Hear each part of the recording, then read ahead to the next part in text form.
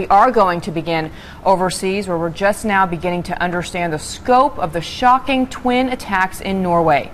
At least 84 people were killed at that youth camp on an island outside Oslo, where a gunman dressed as a police officer went on a horrific rampage. He pulled out a handgun and opened fire at everyone in sight. And for many, the only escape was the water. Take a look at this video. So startling. Teenagers swimming for their lives. And just a couple of hours before this, at least 2 blasts tore through buildings in the capital city of Oslo. Such an unlikely target for terror. Norway is a tiny, tidy country, the place where they hand out the Nobel Peace Prize.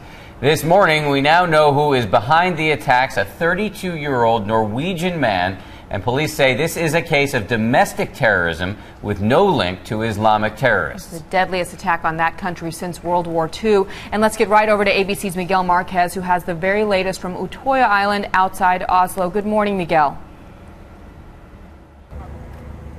Good morning, Bianna. What you're looking at is the island where this tragedy took place. It's a sharp contradiction to the beauty of this area of Norway. The Prime Minister of the country now calling this a national tragedy. The gunman, dressed as a policeman, arrived on Utøya Island, where hundreds of teenagers were gathered. He was dressed as a policeman, he says. He was trying to ensure us that he was trying to help us. He kept saying, "Come here."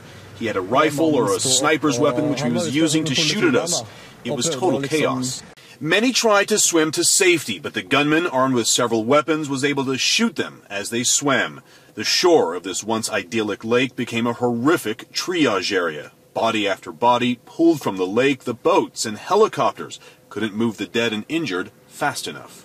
People were jumping out of windows and running everywhere, he says, in all directions, terrified for their lives. Most people ran towards the water, hiding behind stones or small hills. The shooting started about 2 hours after a massive bomb shattered downtown Oslo. The Prime Minister's office was targeted. At least 7 people were killed there. Police have identified the shooter as a 32-year-old Norwegian and Christian fundamentalist. State television has identified him as Anders Behring Breivik. Online, he expressed right-wing and anti-Muslim views. Initially, law enforcement worldwide suspected Islamic terrorists of carrying out this attack. For people here, it comes as even a bigger shock that it was one of their own. My childhood paradise, he says, yesterday was transformed into hell.